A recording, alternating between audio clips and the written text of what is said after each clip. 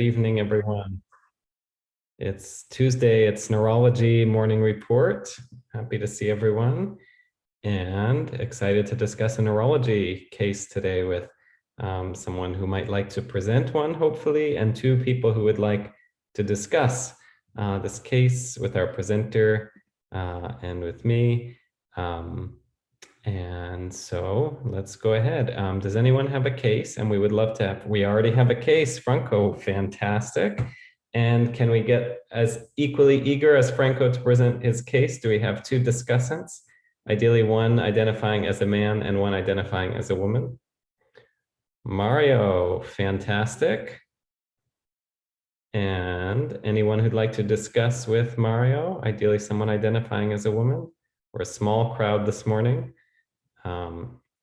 It's fun. I see some new faces and names. If you haven't seen a neurology morning report today, or you are hoping it was internal medicine, neurology is part of internal medicine, and we will have a lot of fun. If you have neurophobia, this is a safe space to work through a neurology case and have fun and reduce your neurophobia. So we'd love to have you discuss. Anyone like to discuss with Mario and Franco?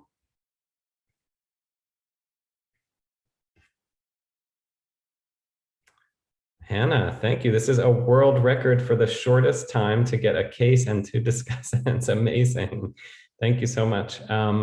So Franco, Mario, and Hannah, would you like to introduce yourselves? Tell us where you're from, where you are in your training, and then I'm excited to hear this case and discuss it with you. Hi, everybody. So this is my first time presenting to Neuro VMR. I already presented to the other VMRs. So I hope you enjoy this. My name is Franco. I am a Peruvian MD, and I think this case would be a really educational one. Great. And do you mind telling us where you are, Franco? Oh, I am in Peru right now. You're in Peru? Lima, Peru. Fantastic. Yeah. Part of the Neuro VMR Peru contingent. Fantastic. So we'll try not to guess, as Maria put in the chat, TB and HDLV1, but we will also keep in mind that they, or neurocysticercosis, which are our favorite neurodiagnoses from Peru that we've seen many times on Morning Report. Hannah and Mario? Hannah, you want to go first? Sure, yeah, I'm Hannah. I'm a fourth year medical student in San Francisco.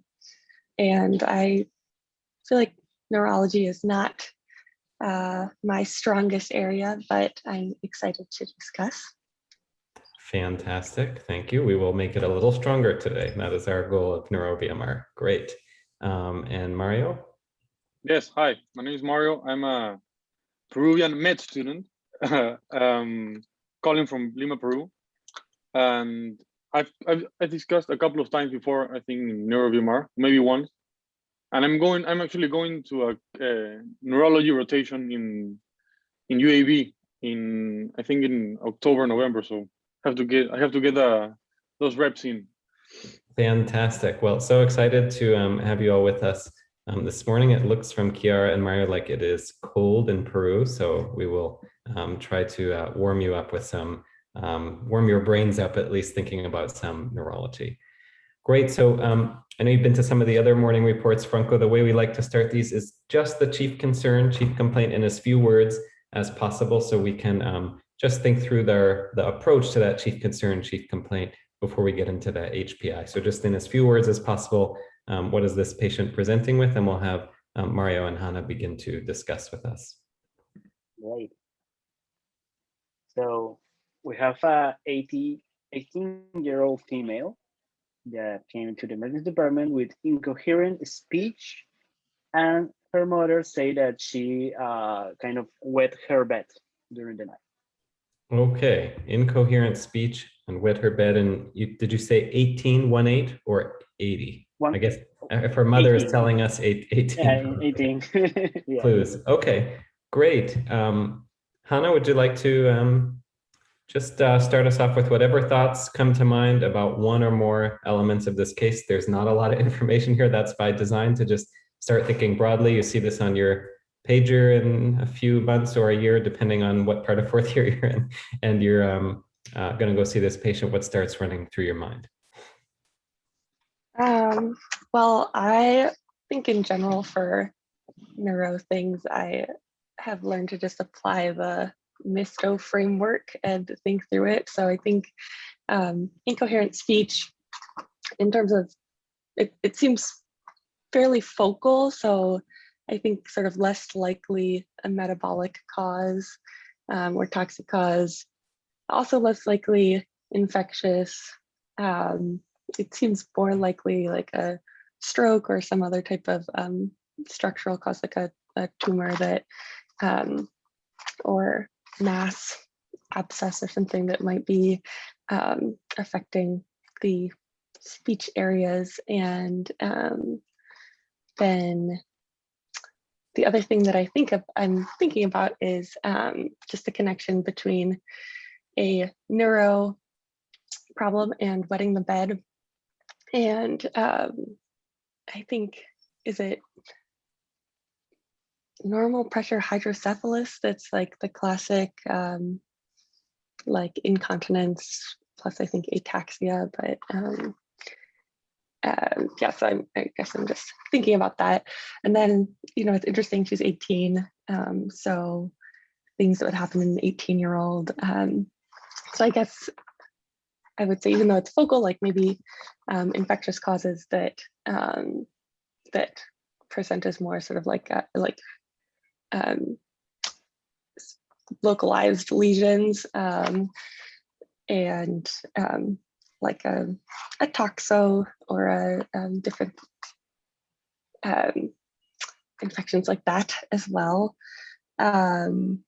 would maybe be, but also still on the differential would be like a brain tumor that is more likely in pediatrics, and she's really not the classic stroke patient, but you can imagine like a vasculitis picture or different scenarios in which she could still be having a stroke as well. That's my initial thoughts. Yeah, great, Hannah. Great thoughts here. Yeah, there's two aspects here in the chief concern and then the age, and you're trying to sort of look at what could fit into these different ones and then see maybe what Venn diagrams we might be able to find. So yeah, incoherent speech is tough, and I always ask for sort of the vague general chief concern so we can start hashing that out.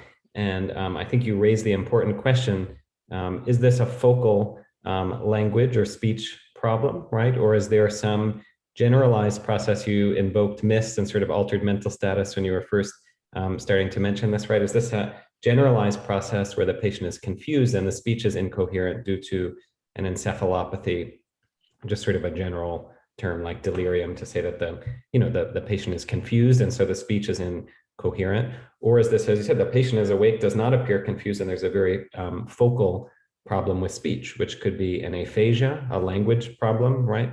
Or it could be a dysarthria, an articulation problem, right? So those are all things that are starting to run through my mind. And then you sort of said, well, what if this is a focal process affecting language areas or motor areas to cause language areas to cause aphasia or motor areas to cause dysarthria?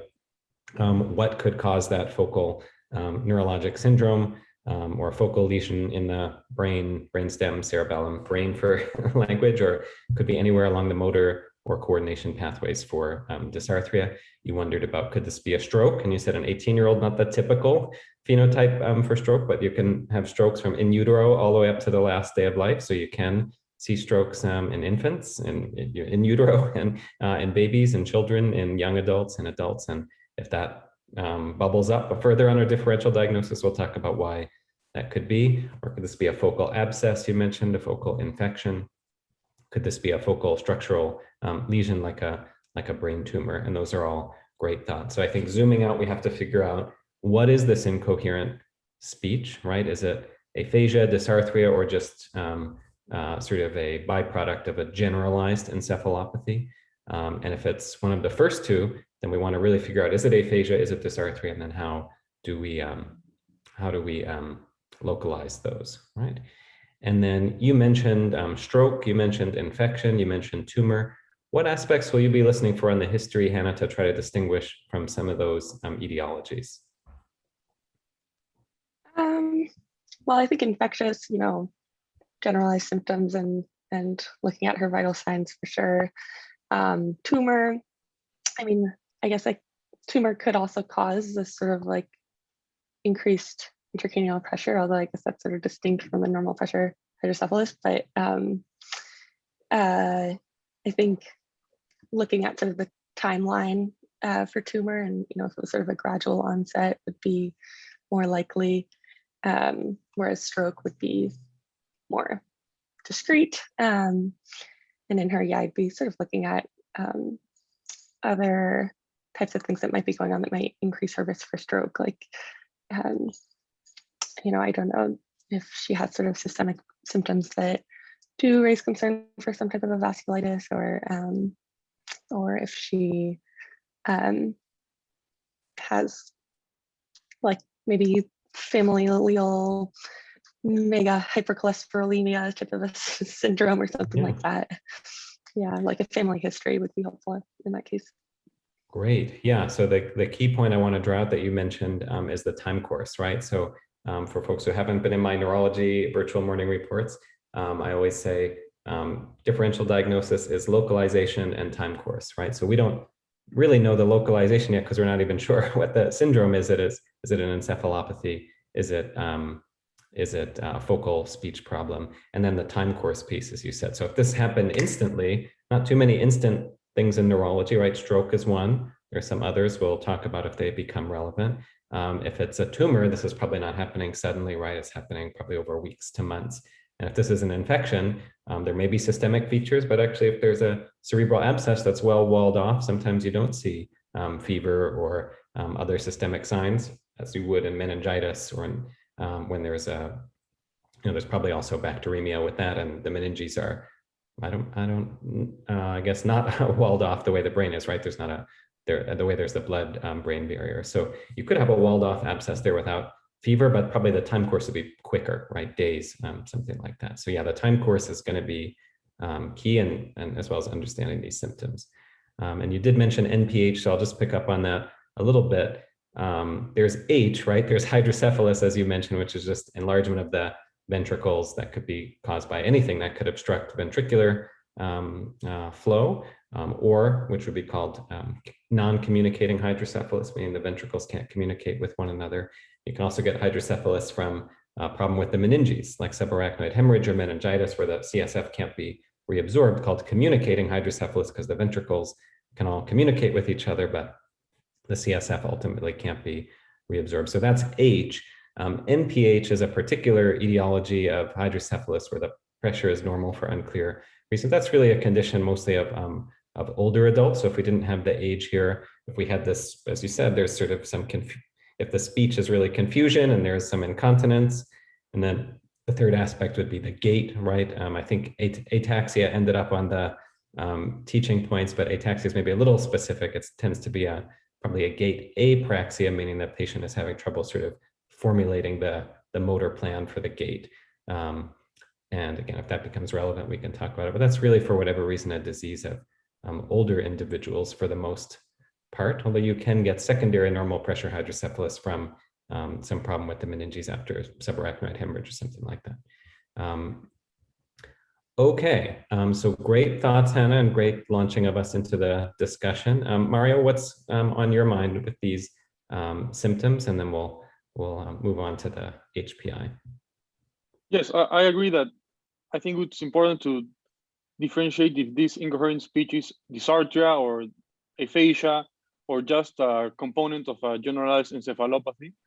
And secondly, and besides that, I would add, I think, a fourth category of diseases that could present in this patient. I think inflammatory diseases, either localized autoimmune encephalitis or a systemic autoimmune disease like lupus, could present like this. So I would be looking for peripheral stigmata of autoimmune diseases, for example, malar rash, oral ulcers, or alopecia. And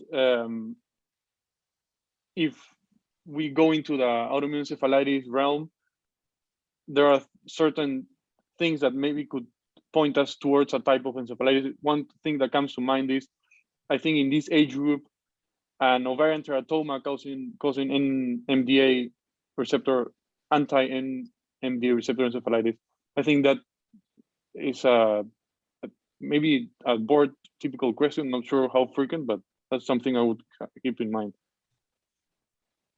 Yeah, great thoughts, Mario. So just zooming out and saying this is a 18-year-old, we don't know yet, but presumably otherwise healthy person with new neurologic symptoms. If these came on instantly, we could be thinking about stroke, and we'd have to figure out why an 18-year-old had a stroke, right? If these came on over weeks to months, as Hannah said, these could be related to a mass lesion like a tumor. And if these came on maybe very rapidly, we could think about an infectious lesion. And if they're somewhere sort of in between, we could be thinking about inflammatory causes, as Mario said. And in this age group, could there be a first presentation of an inflammatory demyelinating disease like multiple sclerosis, or could this be a presentation of autoimmune encephalitis?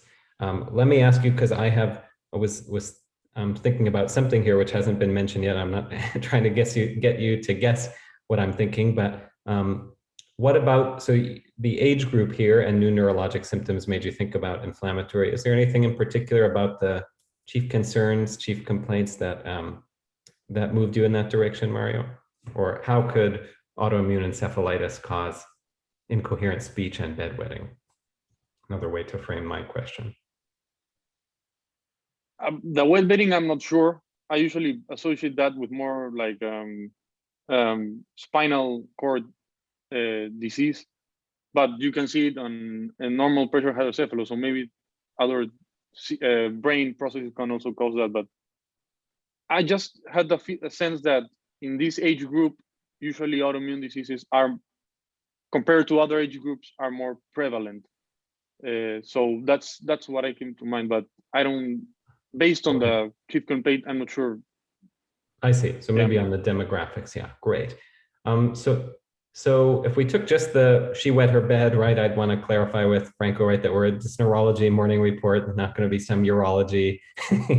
Sometimes I get paged as neurologist and I start hearing that question and I say, oh, you're looking for urology, right? Yeah, not my area. And I guess they probably get the same thing. And they say that the prostate does not cause seizures as far as we know. You need to call neurology. But if there was incontinence here, people have mentioned NPH. It's interesting. I always find it interesting because NPH is so overrepresented on step one. It's not that common in real life. So when people hear incontinence, their first thought, even an 18-year-old, is could this be NPH? And I always, I get so many NPH consults, and it's very rare to see a real case of NPH that is definitively the real deal NPH, because the ventricles just get bigger as we get older and the brain atrophies. And I always wonder if the reason we get all these calls and consults is because of the USMLE, that this is just this triad, wacky, walking, wet, or whatever it is, has ingrained this in the mind of all physicians in the world, when actually NPH is not that common. Anyway, when we think about incontinence, right, well, we have to remember how we became continent is that we were toilet trained. So that's a brain thing, right? We had to learn how to do that. And so presumably the incontinence and NPH is some problem with the frontal lobe ability to inhibit us from urinating when we don't want to. But that pathway goes through the brainstem and then through the spinal cord, right? And then out through the cauda equina to the bladder. So lesion anywhere along there could lead to incontinence or retention, depending on if it's upper or lower motor neuron. But to me, we heard from Franco, maybe I'm digging too much into little clues here, but that the mom said she had wet her bed, she has incoherent speech. I'm going to presume that we're about to learn that this was something that happened, that the patient woke up, was abnormal, was brought to the emergency room. And so if this is truly instant, we've mentioned stroke as a possibility, stroke causing incontinence. I'm not sure I've seen that one before, although I think with ACA strokes, you can get it for the reasons we just discussed. Although ACA strokes, for whatever reason, are very uncommon compared to MCA, PCA, and others. So there's one disease, one neurologic condition, or one neurologic entity that we haven't mentioned in the sudden category. We mentioned stroke. Hannah or Mario, what else happens? And don't worry too much about the incontinence. I'll bring that in a moment. What else happens suddenly in neurology aside from stroke?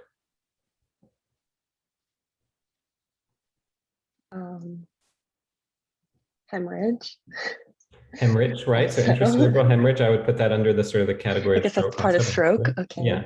Yeah. What else happens? Metabolic issues? So Metabolic? metabolic disease happens over any time course. I agree with you. But a specific neurologic entity where a patient goes from being normal to abnormal instantly. Seizures? Seizure. They might say, where's the, yeah, very good, in stereo, Mario, and I guessed what I'm thinking. Yeah, very good, or I'm pinned to it, which is great. Yes. So you might say, well, seizure, I didn't hear about any shaking, jerking. Seizures are generally really short, right? And for those of us who work in the hospital, get paged for a seizure, by the time you get there, it's usually over, right? So a lot of patients have an unwitnessed seizure and are found in the post-ictal state. So if this patient woke up confused, what if that bedwetting was actually incontinence due to a seizure? The patient has woken up in the post-ictal state or was awakened in the post-ictal state. So that would be another way to tie these together, that the patient had a seizure for whatever reason because of the way that brain activity changes during sleep. That can be a time when a first seizure happens. So what if this patient had a seizure overnight, right? And the incontinence is one marker of that, and the post-ictal state, or if the patient had a seizure from language areas, the post-ictal state, instead of the Todd's paralysis of the arm or leg, you can get a sort of Todd's paralysis of the language areas, and the patient will have incoherent speech. So sometimes we see the patient in a state that looks like they've had a stroke or they've had some type of trauma, and what we're missing is that there was an unwitnessed seizure there. So that's sort of how what I'm thinking as a first pass. And the question would be, of course, is this the first seizure? The patient has a history of epilepsy, and if it's the first seizure, then we'll talk about the differential for that. So you might be wondering, how are we going to do this? It's almost 9:30. We're still talking about the chief concern, but as those of you who know, or if those of you who know, I like to really broaden the discussion here because we lay out a lot of hypotheses, right, about what we're concerned about as far as that language deficit, what types of things we're thinking about depending on the time course, that as the history comes out, we can sort of figure out these that we laid on the table, we can move off, and these we should sort of move to the top of our list. And I'm banking on the fact, though I could be wrong, that this is not an 18-year-old who's already had 4 organ transplants and has a genetic disease on these things, and that a lot of what we're going to hear here is history and exam, and that will get us most of the way for our discussion. But I may have bet wrong, and we'll accelerate our discussion other places if need be. Great discussion, Hannah and Mario and Franco. Thank you for this provocative chief concern, and please give us the rest of the history, and at your discretion, if there are things you want to withhold from that bottom corner of past medical, family, etc., you can withhold those if it's the patient was healthy until this, or there's not much there. I leave it to you to decide whether you want to fill that in for us as well. It was an amazing discussion, so I'm already happy with this. So we have that the female went to the emergency department with her mom. While she was on the emergency department, she started to have hallucinations. She refers seeing small ants and spiders crawling all over his bed. They denied involuntary movements, trauma, nausea, vomiting, loss of consciousness, headaches, or fever. They last saw her in her normal status the night before. Regarding his previous medical history, she has a stable left supraadrenal adenoma, insulin resistance, polycystic ovarian syndrome, and hypothyroidism. She's taking levothyroxine, 175 micrograms, half a pill, metformin. Regarding family history, there is a strong history of hypothyroidism in 3 aunts. The grandmother had a goiter. It was a benign one. She was removed during her teen years of the grandmother. Regarding her social history, she's actually from Bolivia, from Cochabamba, that's kind of a jungle part of Bolivia, but she has been living in Peru for the previous 4 years. She's a pilot student on her final year, and she had a recent travel to Miami 4 weeks prior to this episode. I kind of want to be a little go ahead with something that in the emergency department, she was, the doctors saw her having a tonic-clonic seizure, and she was sedated and transferred to the ICU. Okay, wow. So lots of interesting information here. Thank you, Franco. So Mario will let you unpack this, and then we'll talk, and then Hannah will have you talk about the physical exam when we get there. Okay, so I think the last hypothesis you proposed Dr. Aaron was seizures, and I think with the hallucinations and the clonic seizure, I think that would jump to my first differential. I think the next step would be try to identify what type of seizure activity would this be. From the fact that she had at the beginning hallucinations, I associate that with in seizure with like occipital epileptic activity. So maybe it was a focal seizure with secondary generalized activity with a tonic-clonic seizure that was diagnosed after. So that was in terms of the HPI. I think there's an extensive past medical history. I'm not sure how to tie in the endocrine history other than I remember seeing there's a type of Hashimoto's encephalitis, but I think we've discussed before, Dr. Aaron, that it's actually not that clear if it's a disease at all. So I'm not sure what I would say about that other than maybe, and that's all I have. Yeah, great discussion, Mario, and lots of interesting points there. So you're saying does sound like our hypothesis that there was an unwitnessed seizure, right, that led to the bedwetting and then confused state.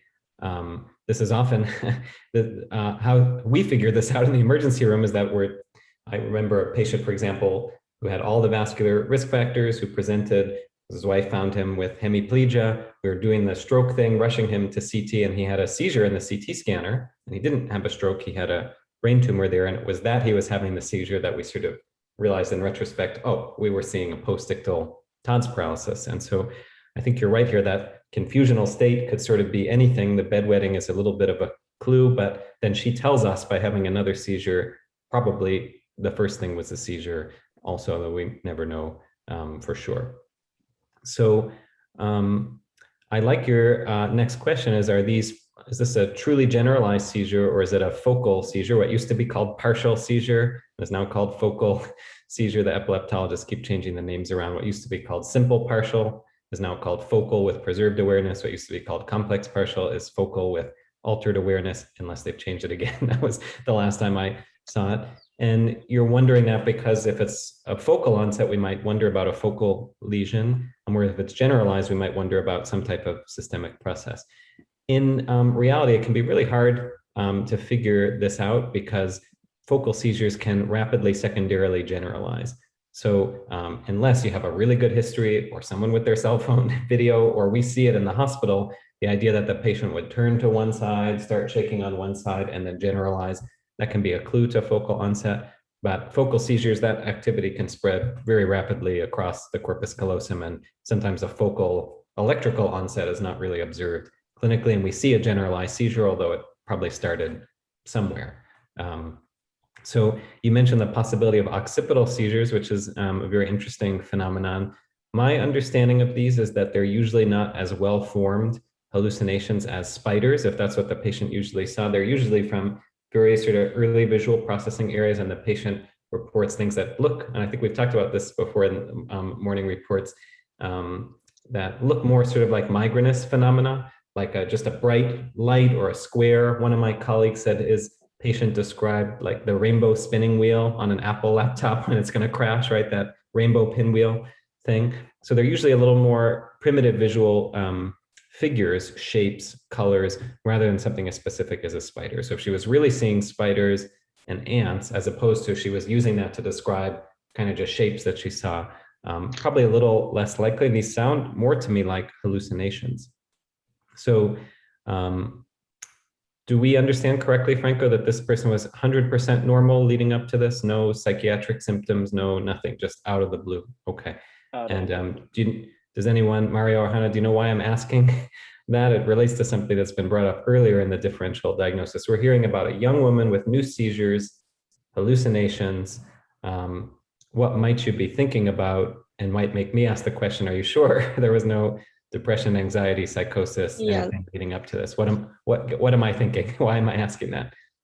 I I think like maybe just some type of a toxic exposure, like this patient had like some reason to overdose on something and maybe like metabolic thing going on. Yeah, that's definitely one of the things on our mind, right? If we heard this patient's presenting with hallucinations, particularly this little bugs, right, is a very alcohol withdrawal type of presentation. Is there some toxin? Is there some drug that the patient took that's causing both hallucinations and seizures? And one other thing on my mind is always good to keep toxic metabolic in mind for everything, but particularly every neurologic presentation. What else might we think of here in a young woman with hallucinations and seizures that might make me ask, is there anything leading up to this? Well, I think there's some disease entities that overlap with psychiatric symptoms and seizures. I think many encephalitis, autoimmune encephalitis actually can present with psychiatric syndromes. I'm not sure exactly what type, but I know for a fact they can present with psychiatric symptoms like hallucinations. Yeah, that's exactly right. So you mentioned earlier anti-NMDA receptor encephalitis, fascinating illness has been discovered really in the last 10 to 15 years and already has a book about it. If you haven't read the book or seen the movie Brain on Fire, about a journalist who developed anti-NMDA receptor encephalitis, was misdiagnosed as a psychiatric illness. And she writes, actually, I haven't read the book. I've seen the movie. I admit I need to read the book. It's on my list, but amazing to hear someone writing about this experience, having this illness. And this patient has this autoimmune predisposition, right? So sort of another, potential weight on that side of, could this be an autoimmune disease? Every disease has to start somewhere, right? But usually these patients have a very stereotyped progression, and there's a review, not that, maybe in the last 5 years, by Josep Dalmau, who's in Spain, who described this disease.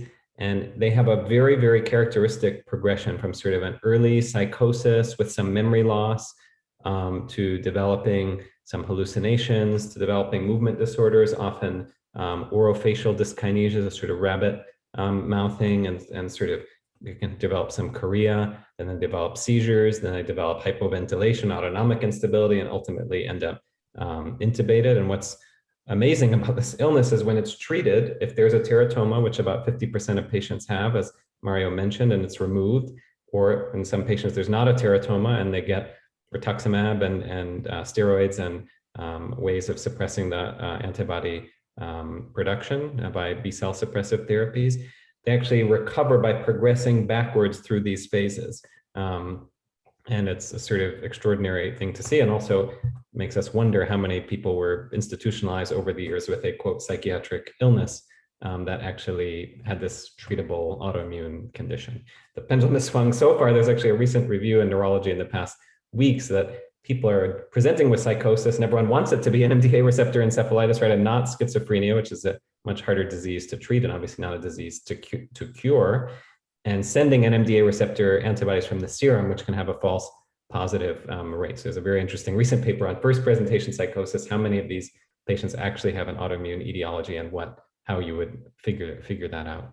But be wary of a serum only positivity of that NMDA antibody as opposed to CSF. But this patient really just presenting out of the blue like this with an autoimmune illness, without this prodrome of sort of depression, anxiety, psychosis, makes that seem a little less likely to me. But gee, we have the demographic, we have some of the clinical features, we have an autoimmune predisposition, but a little hard for me to fit with that. And the sort of real suddenness of she went to bed normal, no history of abnormal behaviors, does make us wonder about some type of toxic exposure drug or something like that, as you mentioned, Hannah. I think those are sort of the two main things on my differential at this stage. What else? We have a very memorable case from residency, a young woman who presented with just agitation and confusion. It was very hard to examine. No one could really get a good exam. Somehow she got sedated for an MRI and had a brainstem stroke, which was shocking to everyone. She was very young, and I don't think we ever really understood why it led to the sort of more psychiatric presentation. So the suddenness, we always have to keep stroke in mind, but this, for a stroke to present as a seizure can happen when it's hemorrhagic, but pretty uncommon, very uncommon with ischemia. And then we're really giving this young woman a lot that she has an endocrinopathy, she has an autoimmune predisposition, she has a seizure, and she has a stroke. I think that seems a little bit far-fetched. So I think just putting that lower on the list and really converging either around a very atypical autoimmune presentation or toxic or drug exposure here.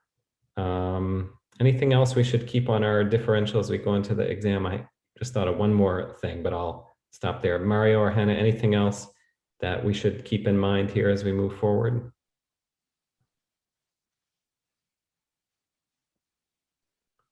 Has a person traveled to the jungle in the last months or years? And what has she done in Miami? Has she got the maybe Johnson and Johnson vaccine or something like that? That's pretty typical nowadays. Yeah, Franco, any sort of more social history there? No more social history. She went to Miami for just vacation, some shopping. She didn't went to the jungle. She's from Bolivia, but she has been living in Peru for the past 4 years. Something that could help with the discussion is that her mother say that she had some, she sleeps really late in the afternoon. She sleep like 3 a.m. and sleep until noon for the most of the days. So this is something that could help, right? Interesting. Yeah, so I guess the other thing to keep in mind, just seizures and demographics here. We mentioned it before we even heard the chief concern, but have to think about neurocysticercosis. It's one of the most common causes of acquired epilepsy in the world, up to about 30% of epilepsy cases in endemic regions. This patient just presented with a seizure. I think if we hadn't gotten the hallucinations there, and it's just a patient presenting with new seizures, we'd be back where we started with a structural lesion. And would that be a tumor or an infection? And if it's an infection, we might think about neurocysticercosis, which is just extremely common in endemic regions. The hallucinations, we could just write off as part of the postictal state in that case. There is a rare presentation of neurocysticercosis called neurocysticercotic encephalitis, which is extremely rare. I've seen one case over the years in Haiti, actually not seen, someone sent me the history and the scan. This is more common in young girls. I think younger than this. I think our patient was 6, and they present with confusion and seizures. They can present with blindness, and they have, it looks like miliary cysticercosis, millions of little cysticercotic vesicles. So it's acute sort of fulminant cysticercosis. And the reason to know, to recognize it, is if you try to give them antiparasitics, you'll cause fatal cerebral edema. So actually just treat them with steroids and anti-epileptic. So that's a presentation where you could get seizures and the sort of altered mental status if the altered mental status is sort of part of this. But the most parsimonious might just be that she just had a seizure and the hallucinations were part of the postictal confusion or some ongoing seizure activity. And then she had another one. And that leaves us back to the original question, right, of why did she have that? And so, okay, so let's hear the physical exam. And then the sleep thing, you know, if she's just sleep deprived, that can cause seizures. But not sure at this stage what else to do with the endocrinopathy and the sleep issues. No dots being connected for me yet on that one. Okay, let's hear about the exam, and then Hannah will have you discuss whether that helps us sort through the differential and what tests you might want next to help us get closer to a diagnosis. Great. So for the vitals, we have a temperature of 37.5 Celsius. The heart rate was on 140. The blood pressure was on 130/60. The respiratory rate was 21. The SpO2 was 98% on room air. Regarding the physical, she had some mild pallor. She was anicteric. The HEENT was non-contributory except from a tongue tremor while she was doing, we were examining her. Cardiovascular, she was tachycardic, no murmurs, and a regular rhythm. Pulmonary, fear to auscultation bilaterally. Abdominal, no tenderness, no wording, no rebound, no masses or organomegaly, bowel zones were present.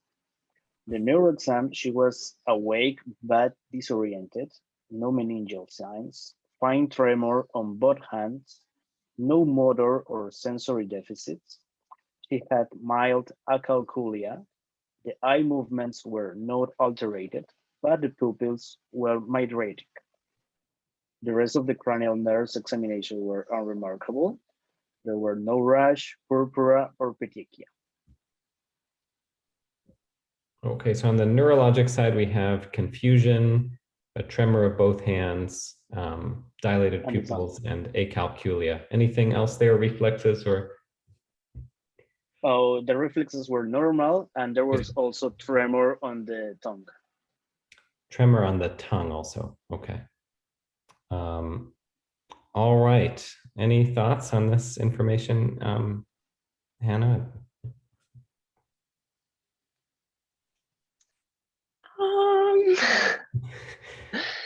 I'm feeling the same way you are. I don't have a ton. I mean, it's so interesting. So she's afebrile and she's tachycardic and also tachypneic.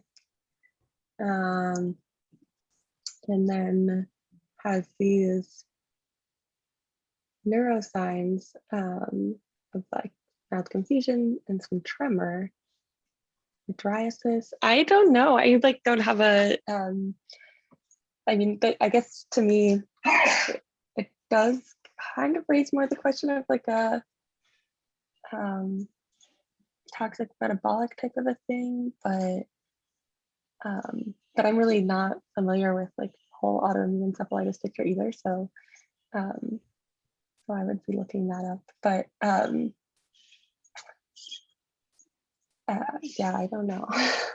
Yeah, I agree with you. If we took the seizure out, right, and you just looked at this exam and someone said there's a patient in the emergency room who's confused, tachycardic, tremulous, and has dilated pupils, what I agree with you, what would be coming to mind? Some type of toxic or drug thing, right? Like you said. You can get anything with the pupils postictal. You can get anything with seizures and postictal states, right? That you can get postictal pupillary dilatation, postictal, I think, am I not mistaken? Postictal Horner's, I might have made that up. You can get postictal pupillary stuff that can worry you that something bad happened beyond the seizure. Seizure is already bad, but gee, yeah, just taking that seizure part out, sure, looks like some type of toxidrome. What toxidrome would cause the pupil, sort of the hyperadrenergic state here? Well, now maybe either Hannah or Mario, do we want to try to pull in some of what's going on in the lower left column here with this adrenal thing and levothyroxine and all this? We've been talking about toxins as in drugs. Could this be an endogenous toxin causing a hyperadrenergic state? Guess another possibility. Autonomic neurology is one of my weakest areas, but I like thinking about the neurology of medical illness.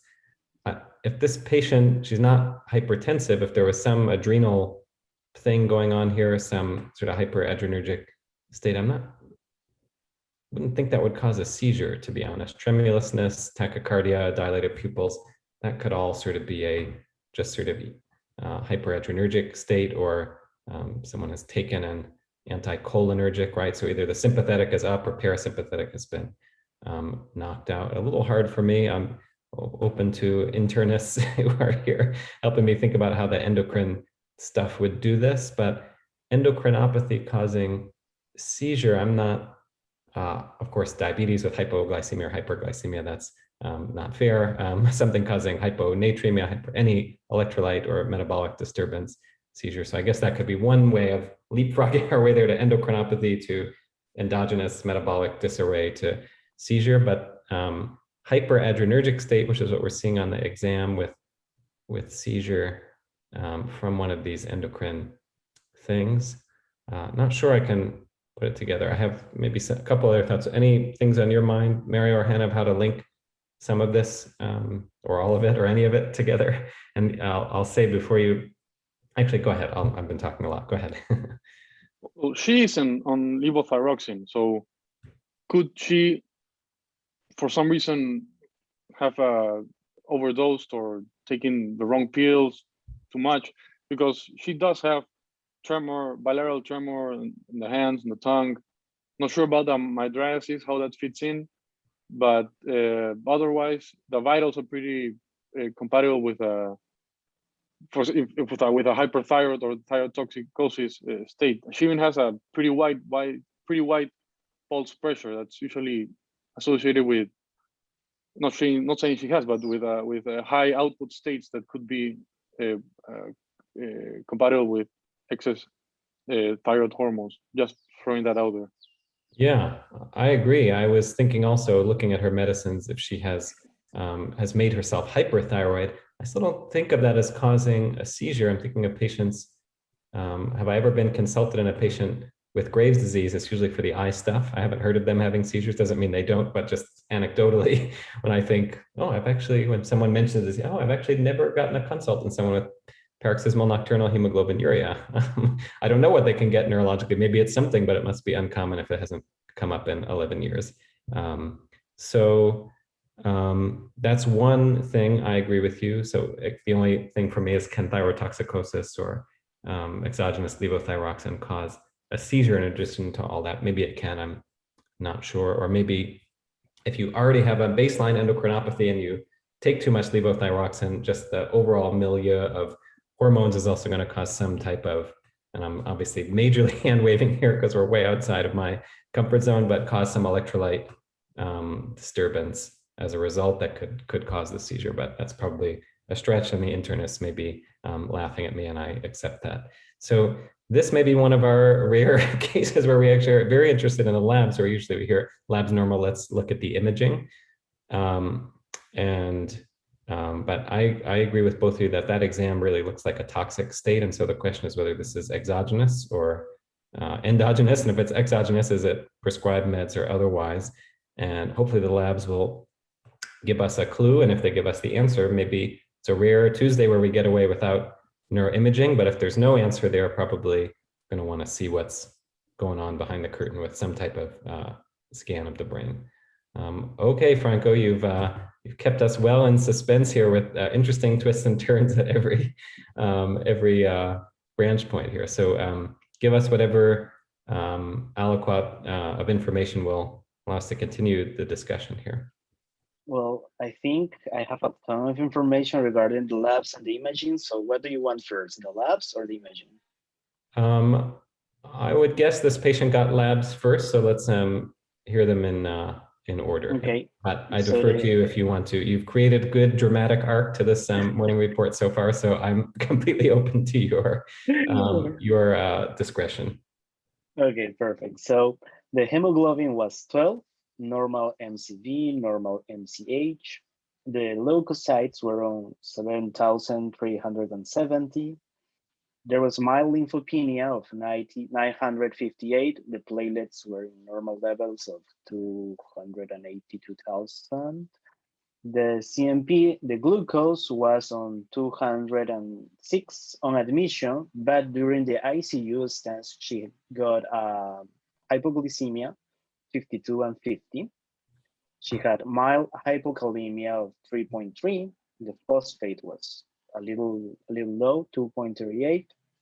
The sodium was normal on 138. The ionized calcium was on 1.140. The albumin was in normal levels, 4.8. There were normal ACT, ALT, normal bilirubins.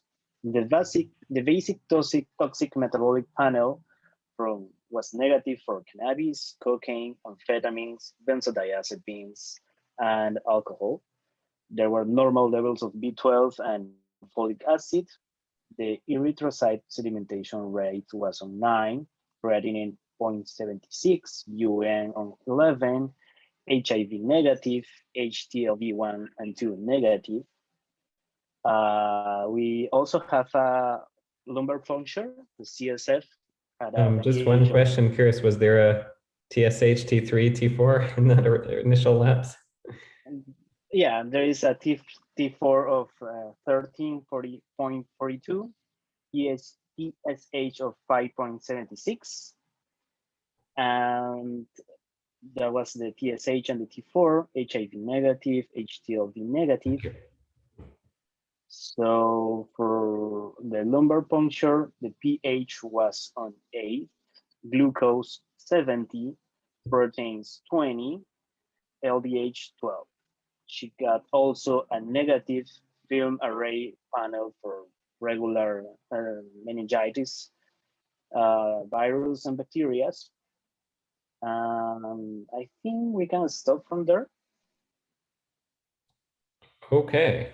I forget who's up. So either of you feel free to, if we're getting a BMP, a CMP in that much detail, I'm going to need help from, from both of you. Because I usually just look which values are black or red in our EMR. And if they're red, try to find an explanation. Otherwise, I'm interested in spinal fluid, MRI, EEG, and EMG. So what are you making of these lab values? For me? Oh, for Hannah or Mario? Yeah, Oh, Mario, it's Mario's turn. Yeah, either of you. Yeah, go ahead.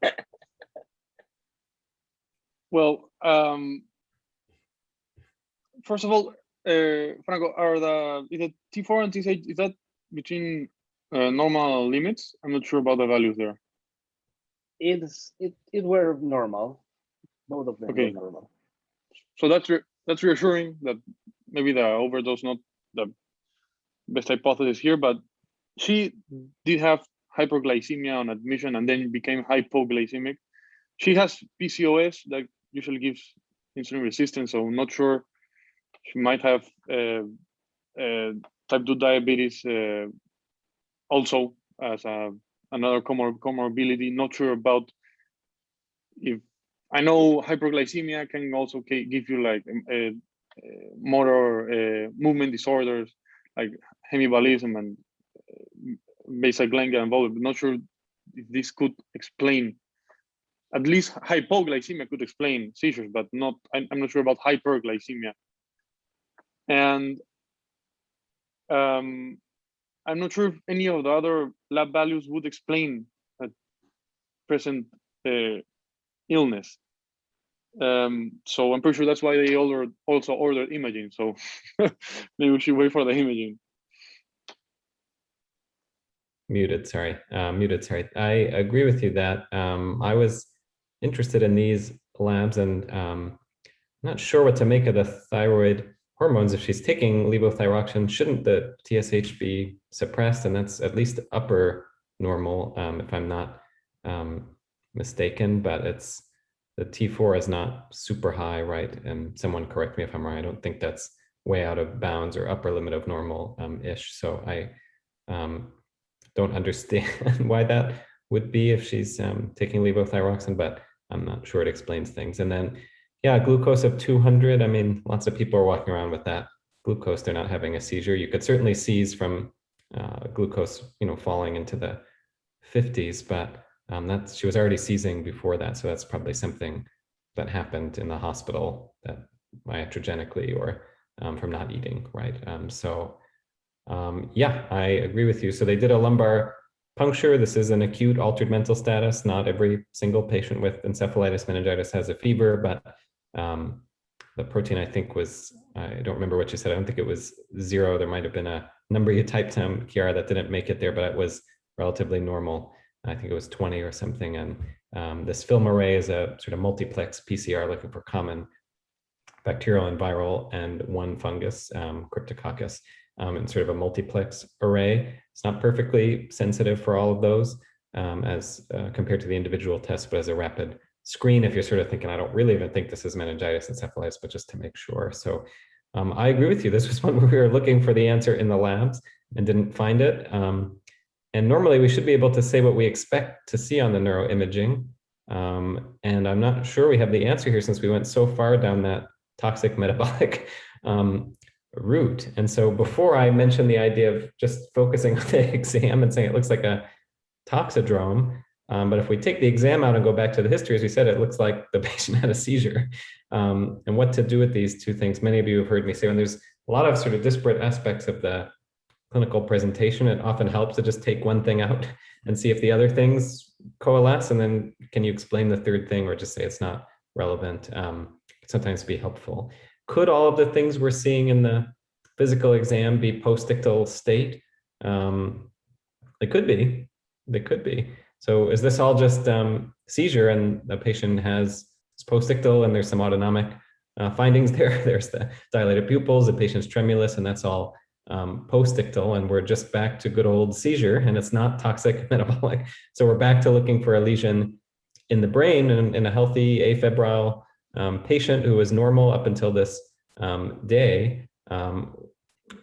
What could it be? So let's wager our guesses here, and I'm presuming the imaging is going to tell us the answer. If it's not, my time predictions will be way off, and we'll stay here for another couple minutes. But I have an idea, I guess, of where I would put my nickel, or maybe it's going to be less than a nickel. But Hannah, Mario, what do you think here? Normal CT, answer on the CT, and if the answer is on the CT, what might it be? You know, none of us know, so that's fine. We're just making an educated guess at this point. Yeah.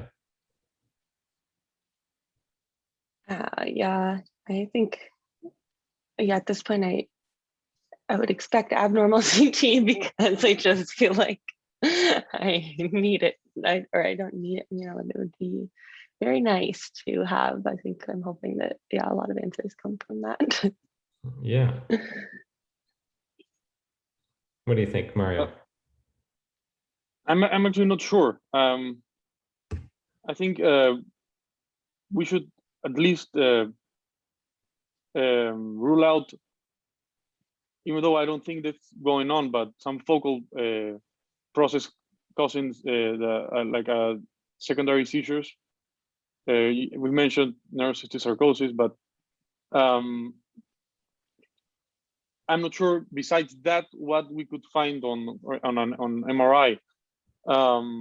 Either if I think the question in this case would be, is this a first presentation maybe of epilepsy? We should wait to be able to diagnose it, to have at least a second unprovoked one in more than 24 hours. But or is this a secondary to another process? And in the first bucket with the visual hallucinations, I was thinking there's a genetic epilepsy syndrome that with occipital points or something. I think that's called Gastot type. I think it's when it's older than 10 years. I'm not sure that maybe this is the first presentation of a genetic cause.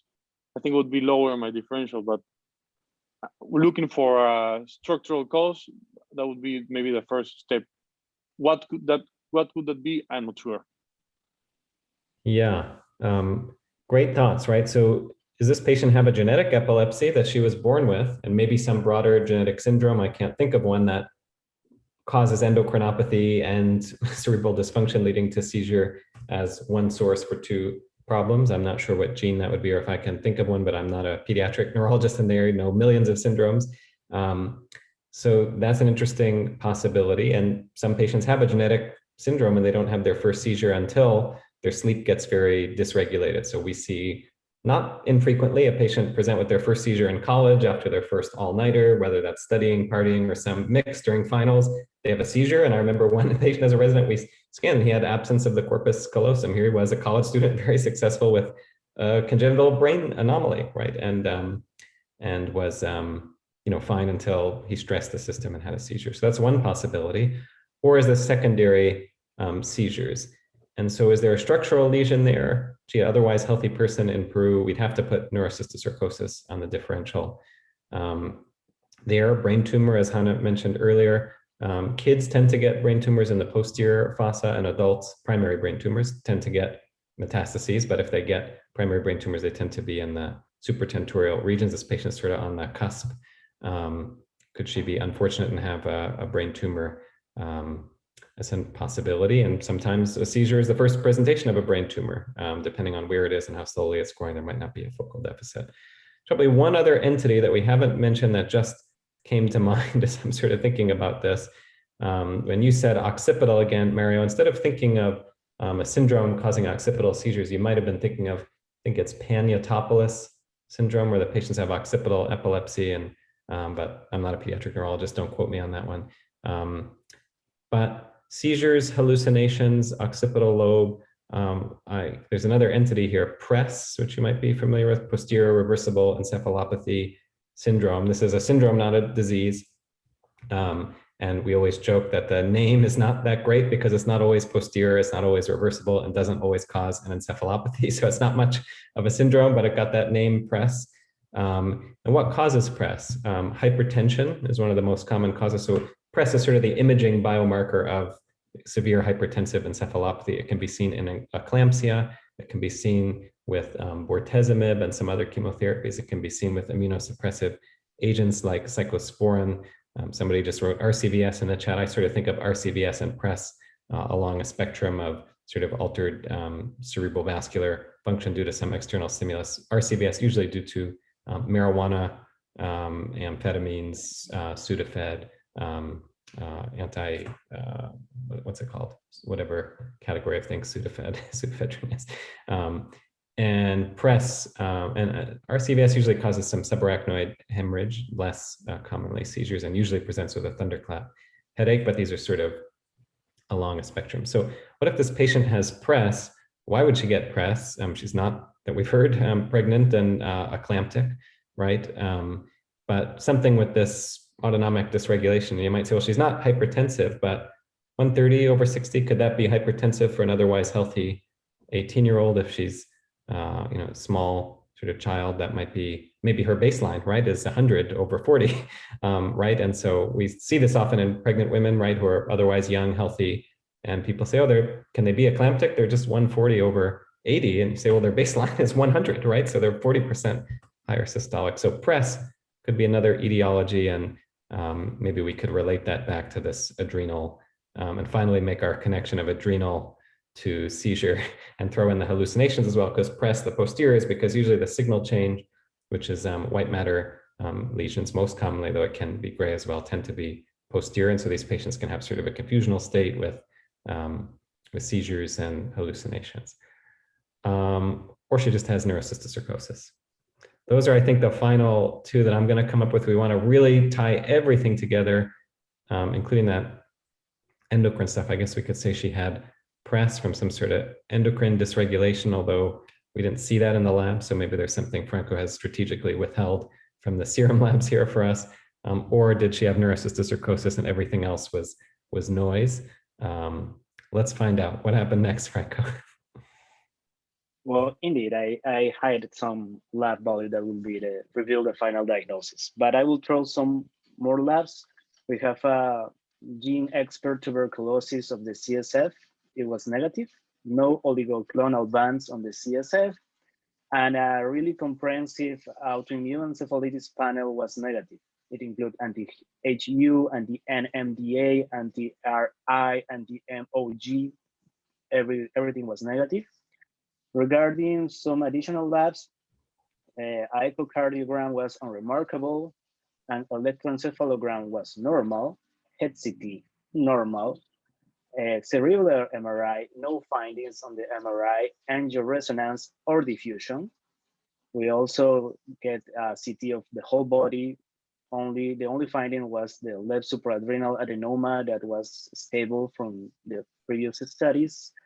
The thorax CT has some calcifications regarding the right pulmonary lobe, but she got also a quanti-interferon gold negative.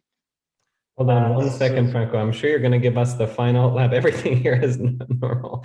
Does anyone have any idea what this final lab is that's going to give us the answer? I'm not sure I know what it is, but so the imaging is normal. You can't have PRESS. PRESS is a radiologic entity. So some people call, they say, oh, that patient had imaging negative PRESS. I always say, no, you can't. PRESS is a radiologic diagnosis. The patient had hypertensive encephalopathy without signal change. It's hypertensive encephalopathy. It doesn't have that, doesn't have neurocysticercosis. Very comprehensive workup for things that had sort of already fallen lower on our differential. What lab is left to order that's going to solve this? I'm not sure. I know the answer here. I guess we're back to our adrenergic hypothesis and saying the seizure was secondary to something that's not a lesion, and so it's got to be toxic metabolic. Anyone know what the have guesses on what the lab is? I'm racking my brain, but Hannah or Mario, anyone have a sense of what this could be?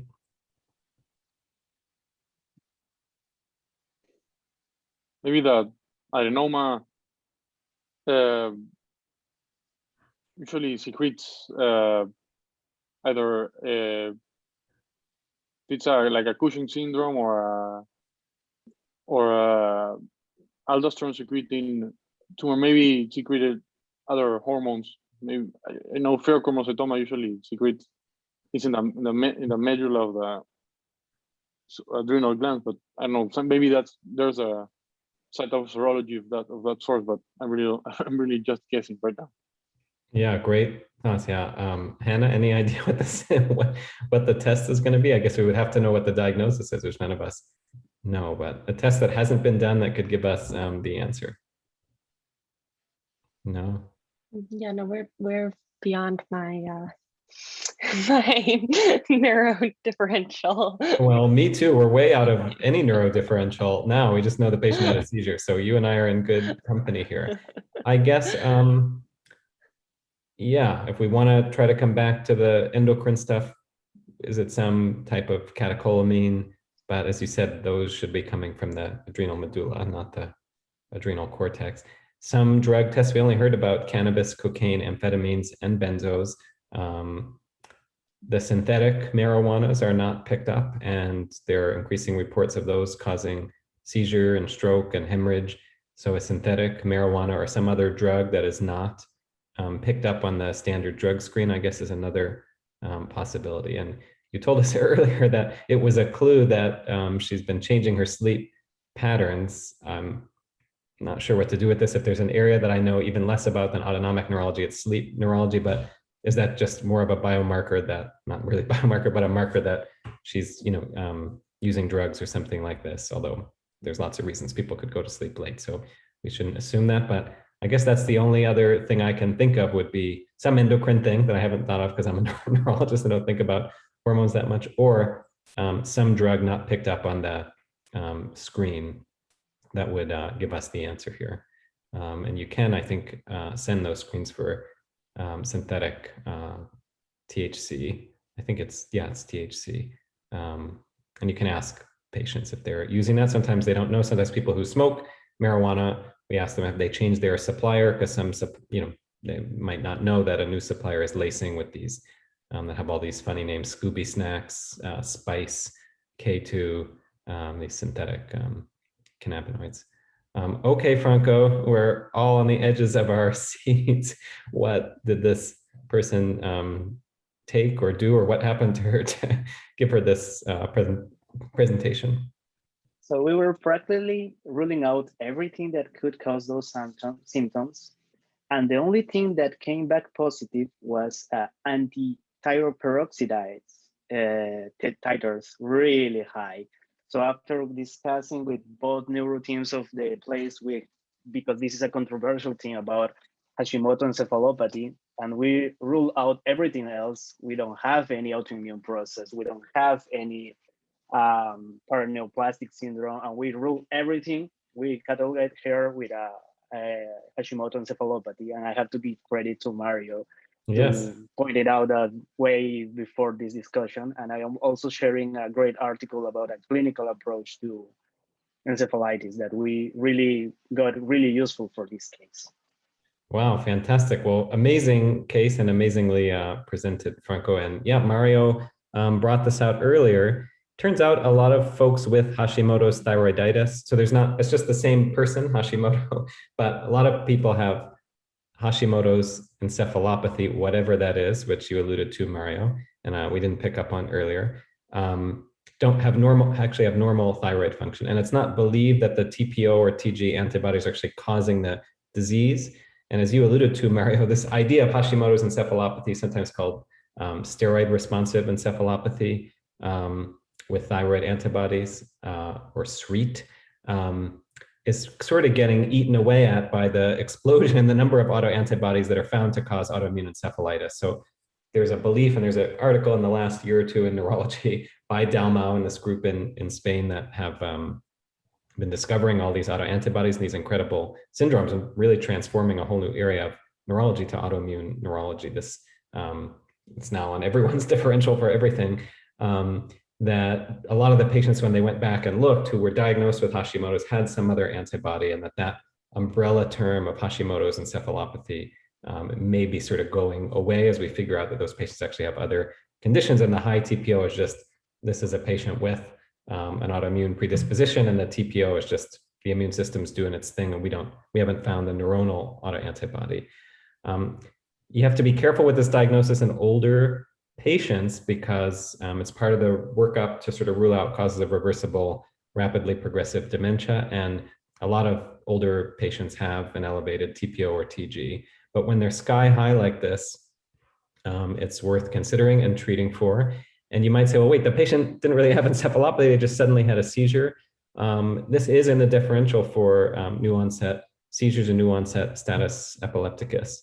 And so if really everything else is normal, you might wonder, why was the CSF non-inflammatory if this is an inflammatory CNS condition? But I presume you went ahead and treated her with steroids, and did she get better? Because that would sort of help define whether this is the right answer. What happened? First, brilliant case and your team for figuring this out. Again, knowing that Hashimoto's encephalopathy doesn't always cause encephalopathy. It can present with new onset status epilepticus. It can present with stroke-like episodes. I've seen one very memorable case of that, and really kudos to Mario for saying what's the Venn diagram of thyroid and neuro, and coming up with Hashimoto's encephalopathy. So what did you do for this patient, Franco, and how did they do? Well, she got better with some steroids, and she hadn't had any recurrence from now. She's doing great. Amazing. Well, I miscalculated on time as always, but I know now for future presentations from Franco to move it along quickly, because there's going to be a lot of aliquots in the final hour. So thank you so much. That is an amazing case. I think one we should definitely have on the podcast. So thank you for bringing it to us, and amazing discussion, Hannah and Mario. And kudos to Mario for saying the diagnosis as soon as he heard thyroid, and for all of us to keep in mind that this is in the differential, not just for a rapidly progressive dementia, but for new onset status epilepticus, which is in effect what repeated seizures without return to consciousness. Amazing. And thank you, Chiara and Maria, for continuing to make the font size smaller so we could fit all this amazing information in there. Have a great day, everyone. Can it get any better than it started? Hard to say. But this was amazing, and hope people will see how much fun it was and will join us next Tuesday to present a case or discuss. Thanks, everyone.